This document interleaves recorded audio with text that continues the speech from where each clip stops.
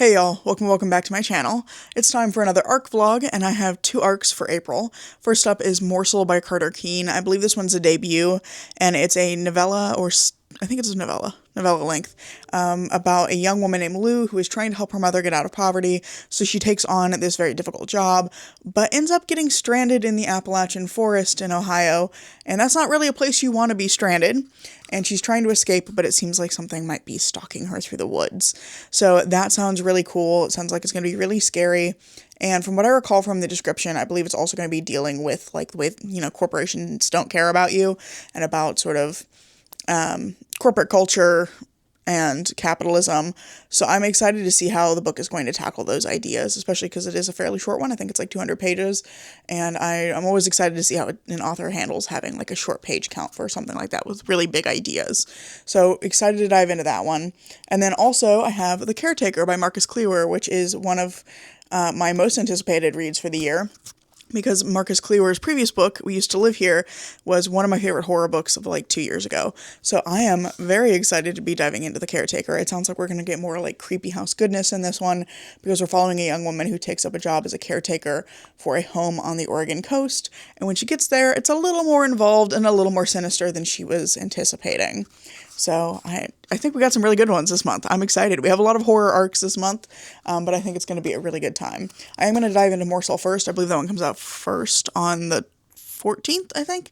I'll double check those dates, but I'm pretty sure Morsel comes out on the 14th, and then The Caretaker comes out like a week later on the 21st. So I'm halfway through Morsel now. I'm actually a little bit past the halfway point, and I am loving it. It is so good so far. We're following Lou, who is agender, and they have this job working for a company that does like surveying and appraisals work.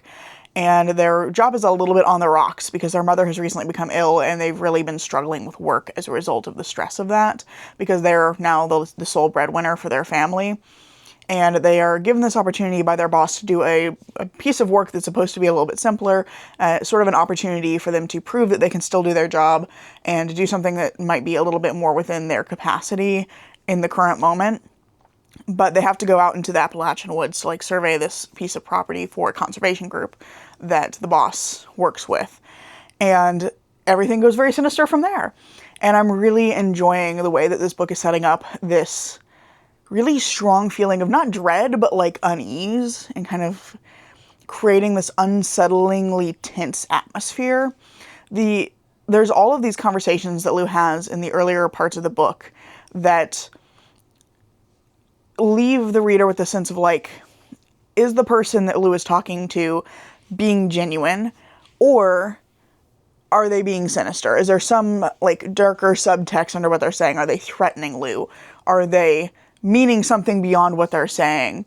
And I think it makes a sense of sort of like almost like paranoia in the reader, because some characters will be sinister and some characters will actually be good people who are trying to help Lou, and you really can't tell which is which. So I'm really enjoying the way that that's building unease. I also really like the way that Lou kind of jumps off the page as a character. I think you immediately get a sense of who they are, and I really like how that like feeling of I know who this person is shows through in the ways that they interact with the world and the decisions that they make throughout the story. So I'm really enjoying Lou as a protagonist. I also really like, again, how sinister some of the side characters are, even if they're not like actually sinister, just everyone seems suspicious in a really interesting way. And the book is totally keeping me guessing. I think with the premise that the book has, where you have somebody going into the Appalachian woods and something creepy is happening, I think there's a certain expectation for like what kind of horror you're going to get out of a story that starts that way, and this book keeps me guessing. I have not once had any sense of where the story was going, but I feel like the twists are really good. I feel like the way that the story is like setting up expectations and then pulling the rug out from under you and showing you what's actually going on is really, really interesting, and I'm just having a great time.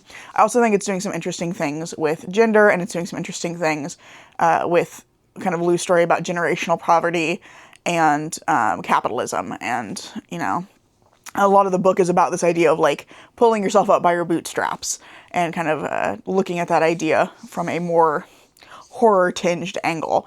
So I'm really enjoying that, and I'm excited to find out how the book is going to end, because I have no predictions for what's going to happen. So I finished Morsel last night. can you tell it's early in the morning for me? I just woke up and my voice is funky.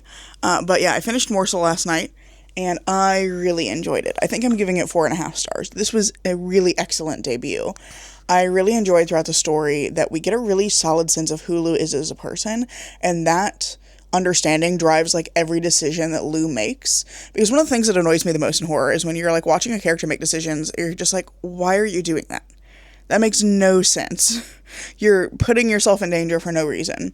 But every time Lou did something that was either dumb or smart, either way, you understood why they had done that and why that was the choice that they had to make. And so I felt like that made a lot of the horror even more sinister, because in a lot of situations, Lou is like making the right decisions. There's a few moments when Lou has to do something where they're like, there is no choice for Lou besides going into the obviously scary, creepy woods.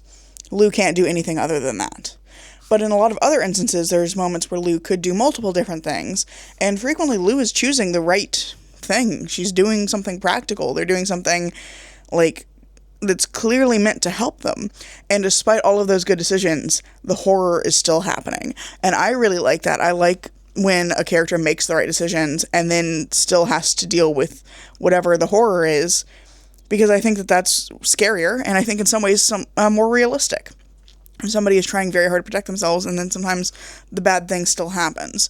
So I really enjoyed the way that Lou's like character guided a lot of what else happened in the story. I also guessed one of the twists, so I was very proud of myself for that, and I really liked the direction this story took. I also like that it's fairly unsubtle about what it's about. Like, it is just telling you straight up, like, the connections between the message that it's giving and the horror that's happening on the page. But it did that in a way where it's like Lou verbalizing what's happening to them, and Lou making that connection themselves, which I felt like really worked. It didn't feel like heavy-handed. It just felt like Lou going, oh, fuck, of course this is what would happen, because X means Y. And so I really enjoyed that aspect of it, and I just really enjoyed the whole book. It goes in a really interesting direction. My only quibble with it, the only reason that I gave it 4.5 stars instead of 5, is I feel like the ending is just like a touch abrupt. Like, I just wanted a little bit more resolution to the events that happen, because you get a lot of like context and understanding for everything else that happens in the book. And then this thing at the end, I think, is intended to be kind of unknowable. And I think the author is also going for sort of a cinematic feel in that last section, which I think they really achieved. I really enjoyed... Sorry, there's a fruit fly in my office. Great. I really enjoyed the final sequence of the book. I feel like it is, like, it's very visual, it's very punchy, and I think that it achieves that kind of cinematic feel. The only thing for me was just that, like, while I could see the end of the book being like the end of a film, I felt like I, as a reader, wanted just like a little more resolution to what happens to the characters, given everything that they have been through up to that point. So that was my only quibble with it, and it was such a minor thing. It's only half a star off, because otherwise I felt like this was just a really well thought out, well constructed book, and I had a great time, and I'm excited for this one to come out. I actually did not pre-order this one. I just kind of requested it on a whim. I got an email from NetGalley that was like, oh, here's some horror stuff that's coming out soon, and I was like, that sounds kind of cool, and now I think I need to go buy myself a copy, because I really enjoyed that, and I thought it was just really fantastic. So very excited to have completed Morsel. And now we're moving on to The Caretaker, which does actually have a cover, so I can hold something up for this one.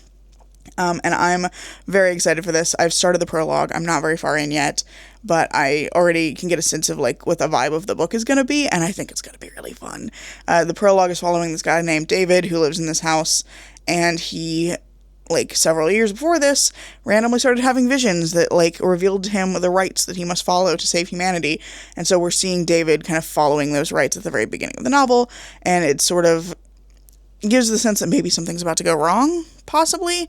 I'm unclear if something's about to go wrong, or if David's just going to, like, reach his breaking point in dealing with this, but something's going to happen, and that's going to sort of create the backdrop for our main character, whose name I do not remember off the top of my head, to kind of come in and do the caretaker job and have to, like, deal with this weird situation that the house kind of contains. So, very excited to continue on with this one. I'll be reading this more today. So I'll check back in with some more thoughts, and in the meantime, you should pre-order Morsel. Well, not pre-order. At this point, it's already out. You should go buy Morsel, is what I'm saying. I finished The Caretaker before work this morning, and I just needed to take a minute to update you, because I'm still kind of reeling and baffled from what I just read, in a positive way, generally. I guess positive way overall, more accurately. I am giving this 4.5 stars. I really enjoyed the reading experience here. We're following Macy Mullins, who takes on this kind of sketchy caretaking job at this house that has these specific rules that she has to follow regarding like light switches and rabbits and people coming to the doors between the hours of 6 p.m. and 6 a.m. And it's just all kind of weird and surreal. And she, because of her like really precarious financial situation, kind of ignores all the red flags and goes ahead and takes the job and kind of refuses to walk away once she's taken it because of her like desire to create a more stable financial situation for herself and her sister.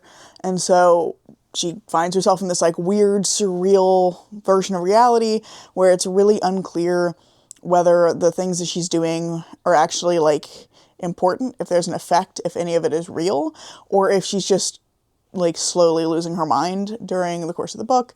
It's also a book that's grappling with depression and suicidal ideation and grief as well. As Macy is dealing with grief over a loss within her family from several years beforehand, and Macy is also like seriously depressed and kind of trudging through life as a result of it. So I think that this book is tackling some really big ideas. I think it is really weird and creepy, and it really captures the same sort of unsettling, skin-crawling feeling that We Used to Live Here had as well. So I really enjoyed most of the reading experience. I think the only things that have brought my rating down just like a touch are that I'm, one, not entirely convinced by Macy's taking the job in the first place because there are so many red flags right from the start, and because her sister, who she is financially supporting, is very insistent that she shouldn't take that job. And so I just didn't quite get why the money would, even with the precarious financial situation, why that money was enough to override the sense of like something is seriously wrong here and I have somebody else that I am responsible for who does not want me to go. So I felt a little bit unconvinced of that. And then the ending baffled me. I'm very confused on what was happening at the end of this book. Marcus Klewer does these interesting, like, ambiguous endings, I would say. I usually don't like ambiguous endings because they tend to come across as, like, what's the word I want? A bit of a cop-out. Like, I don't have to actually decide how this story ended, and the reader can just, like, decide from this for themselves, or more frequently I encounter it in, like, video games, so the player can decide for themselves. This didn't feel like that. I think this was ambiguous only because I was confused. I think I'm left with the overriding feeling that I had at the end of We Used to Live Here as well, which is that this book is doing something that is smarter than me, and I have not grasped what exactly it is doing. It's clear to me that Marcus Klewer has a very clear sense of what he's doing in the book and where it's going and how it ends, and I have just missed the memo somewhere along the way. So it feels like there's something really interesting and cool happening at the end, and I'm sitting there scratching my head like, I don't understand. I have no idea what just happened. But I still really enjoyed the experience. I think it's really creepy. I liked the horror aspect of it. I do think it could have had a little more build-up before the horror starts, because I feel like the unsettling, creepy, awful things are happening like very, very early. So I feel like I could have enjoyed just a little bit more like rising tension before we get to that point. But I still really enjoyed this, and I would highly recommend it if you like kind of weird, surreal horror or like creepy houses, because this is definitely a creepy house.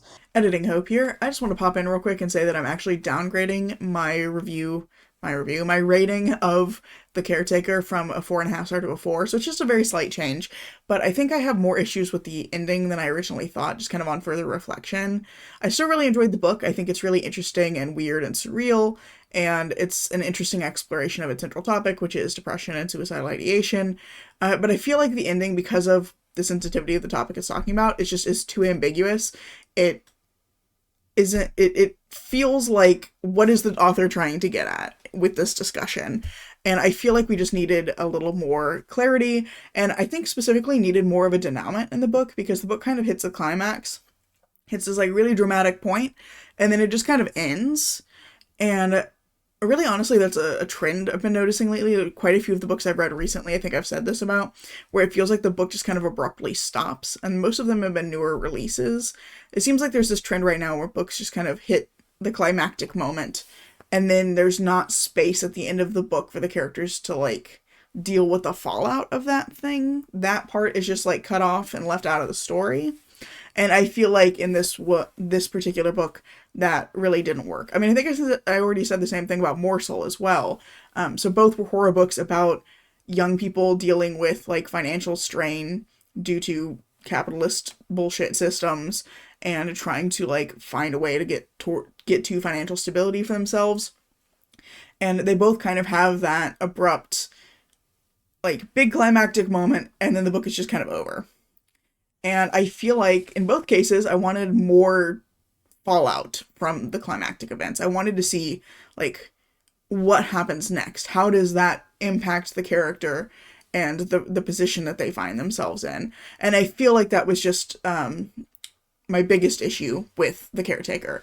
It's just that I feel like I got to the end and I was like, okay, where's the rest of the book? What are we actually saying here about the topic we've been discussing for 300 pages? So I just wanted a little bit more digging into the ending. And I kind of also thought about it a little bit more and decided I didn't like that the main character takes the job in the first place. I'm not entirely convinced that it makes sense that she took the job in the first place. I think we should have seen more of her financial situation prior to her taking the job instead of after she took the job. But the ending was really the big thing for me. So yeah, just kind of downgrading it a little bit, but not very much. I still had a really good time with this book, still would recommend it. Maybe other people will get more out of that ending or more out of the book's discussion than I did. I feel like it's either gone completely over my head or I'm just getting lost in the ambiguity. But yeah, that is that. I've got to go figure out how to write my reviews for both of these because I feel like I've left both books with just the sense of like, what do I even have to say about both of them? But I need to go get those reviews written, and we'll see how that goes. But yeah, thank you so much for watching and for joining me along this little arc journey. I really hope you've enjoyed this video. Let me know down in the comments below if you're excited for either of these books, or if you've also had an arc, if you've read them, what you thought of them. I would love to hear some other opinions, because I have not looked at any reviews for these at all. But yeah, I really hope you've enjoyed this video. If you have, I hope you consider giving it a like, maybe even subscribing to see what comes next. I'm currently posting at least once a week, and I hope to see you in the next video.